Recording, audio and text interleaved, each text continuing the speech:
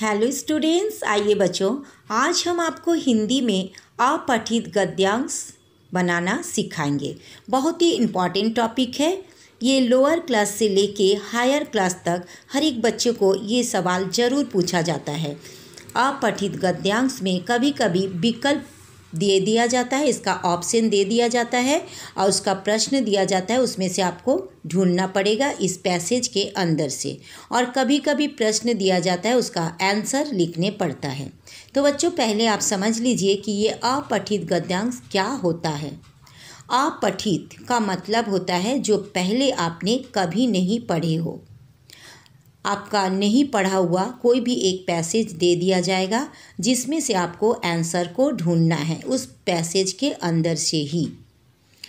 तो इससे क्या होता है बच्चों कि आप अपना बुक से आंसर ढूंढना सीख जाएंगे, इसलिए इस गद्यांश को दिया जाता है। तो सबसे पहले आपको ये जो पैसेज दिया जाएगा, इंग्लिश में भी दिया जाता है और हिंदी में भी दिया जाता है। आपको सबसे पहले गद्यांश को ध्यानपूर्वक पूरा 2-3 बार इसको पढ़ लेना है और फिर इसका जो प्रश्न दिया जाएगा उसको आपको पढ़ना है। फिर इसमें से आपको आंसर को निकालना है। तो यहाँ चलिए हम पैसेज को पढ़ते हैं। निम्नलिखित गद्यांश को पढ़कर पूछे गए प्रश्न के उचित विकल्प के आगे सही का चिन्ह लगाइए। भारतवर्ष जहाँ पर हमारा जन्म हुआ है, हमारे लिए स्वर्ग से भी बढ़कर है।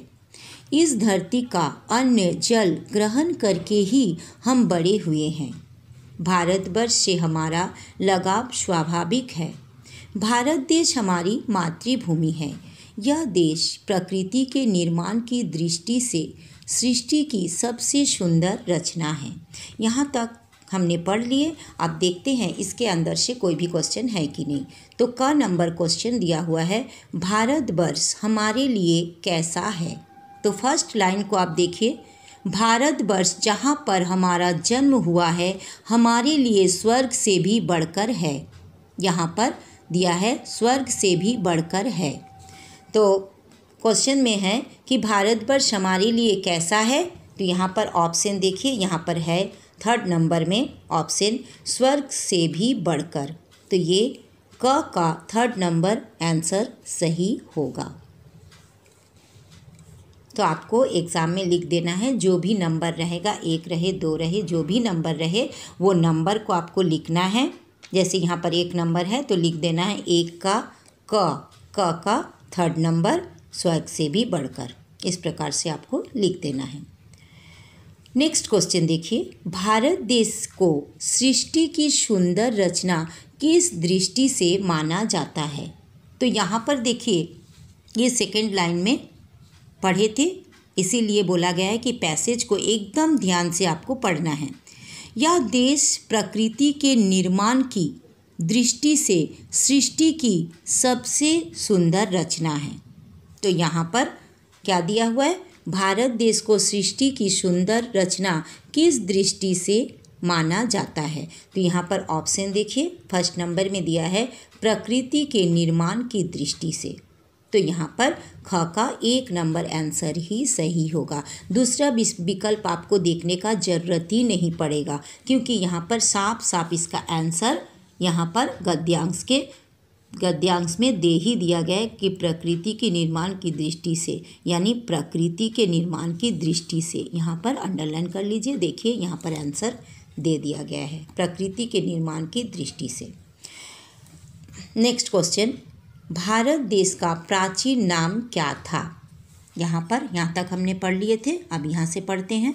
हमारे देश का प्राचीन नाम आर्यवर्त था। यहाँ पर आपको आंसर मिल गया आर्यवर्त। तो यहाँ पर देखिए ऑप्शन में भारत देश का प्राचीन नाम क्या था। यहाँ पर ऑप्शन देखिए आप, 3rd नंबर में दिया हुआ है आर्यवर्त। तो यहाँ आपको टिक कर देना है। नेक्स्ट क्वेश्चन देखिए, घ नंबर में, भारत के सिर का मुकुट किसे माना जाता है। फिर यहाँ पर देखिए, यहाँ तक पढ़ लिए थे। फिर यहाँ पर आप देखिए, महाराज दुष्यंत और शकुंतला के प्रतापी पुत्र भरत के नाम पर ही इस देश का नाम भारत पड़ा। हिंदू धर्म के लोगों की अधिक संख्या होने के कारण इसे हिंदुस्तान भी कहा जाता है। इस लाइन में भी कोई आंसर नहीं मिला। नेक्स्ट देखिए, भारत का प्राकृतिक सौंदर्य अनुपम है। उत्तर में विशाल हिमालय पर्वत इसका मुकुट है। तो यहाँ पर हिमालय आपको यहाँ पर आंसर मिल गया, हिमालय। तो यहाँ पर देखिए क्वेश्चन क्या पूछा था, भारत के सिर का मुकुट किसे माना जाता है।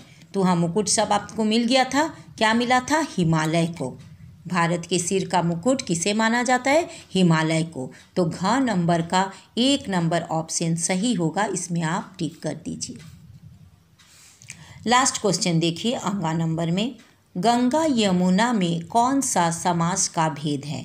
तो यहाँ पर बच्चों आपको पैसेज से इसका आंसर नहीं मिलेगा, गद्यांश के अंदर से इसका आंसर नहीं मिलेगा। इसके लिए यहाँ पर क्या पूछा है, क्वेश्चन को आप समझ लिए, समास का भेद, यानी ये कौन सा समास है।